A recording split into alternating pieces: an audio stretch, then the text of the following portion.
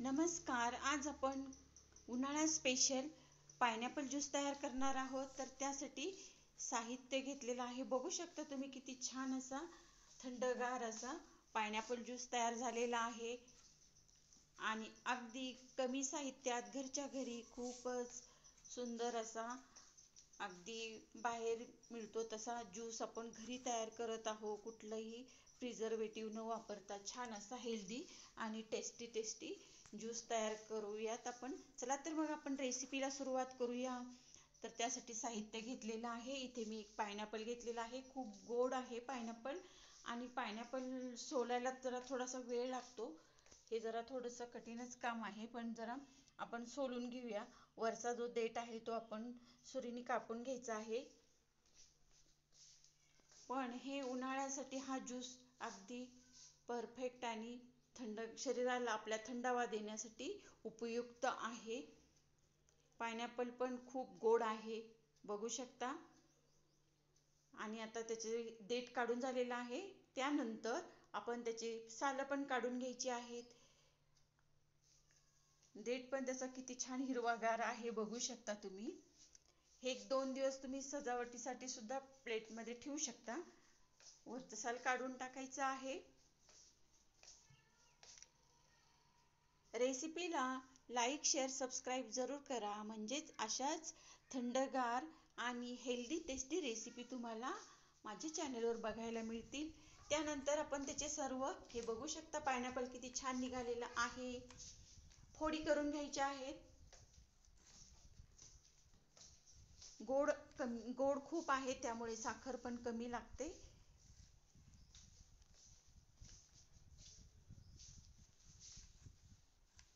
बारीक फोडी करून घ्यायच्या आहेत आणि नंतर आपण ते ब्लेंडरमध्ये हे सर्व फोडी फिरून घेणार आहोत. प्लेटमध्ये काढून घ्यायच्या. हे अशा सुद्धा खायला खूप छान आणि टेस्टी लागतात. असे पानांचं डेकोरेशन सुद्धा तुम्ही करू शकता.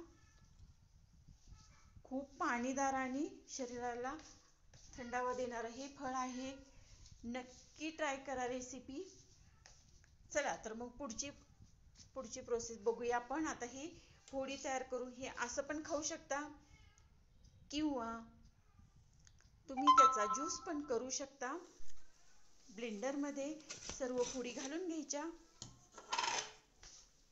1-2-3 मिनिटं ब्लेंडरमध्ये फिरून घ्यायचे.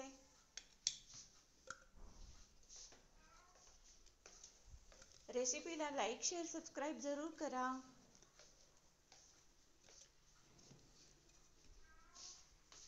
10 ते 15 मिनिटात छान असा ज्यूस तयार होतो आपला.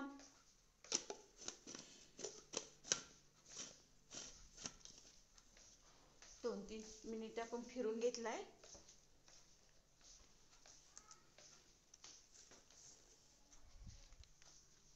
खूप छान आणि टेस्टी ज्यूस तयार होतो.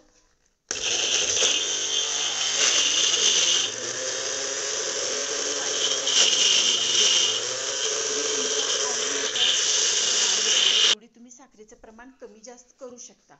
बघू शकता आता आपला फोडी ब्लेंड झालेल्या आहेत. साखरेचं प्रमाण आपल्या प्रत्येकाने आपापल्या आवडीनुसार घालायचं आहे. चला तर मग पुढची प्रोसेस. आता पुन्हा एकदा साखर घालून आणि थोडंसं पाणी घालून घ्यायचं आहे.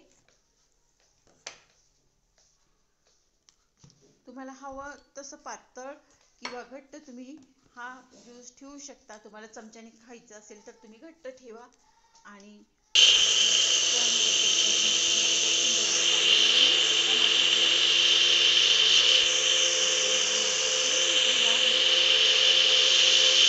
अशा प्रकारे तयार झालेला आहे ज्यूस आपला.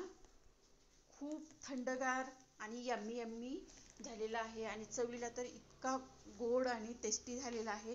नक्की करून बघा. रेसिपी आवडली असेल तर माझ्या चॅनलला लाईक, शेअर, सबस्क्राईब जरूर करा, म्हणजेच अशा छान उन्हाळा स्पेशल थंडगार रेसिपी तुम्हाला बघायला मिळतील.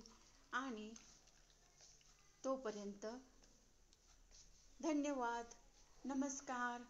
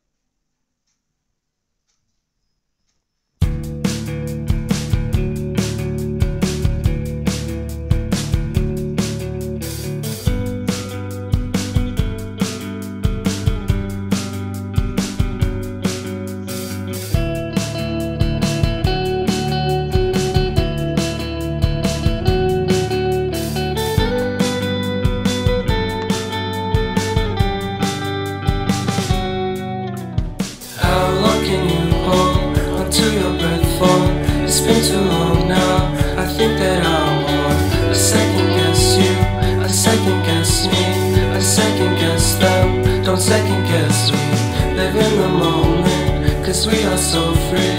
And in this moment, life is like a dream.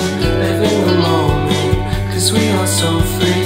And in this moment, life is like a dream. So come a little closer, but don't hold your breath.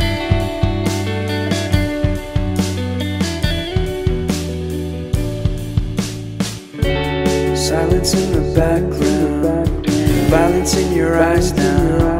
Remember that time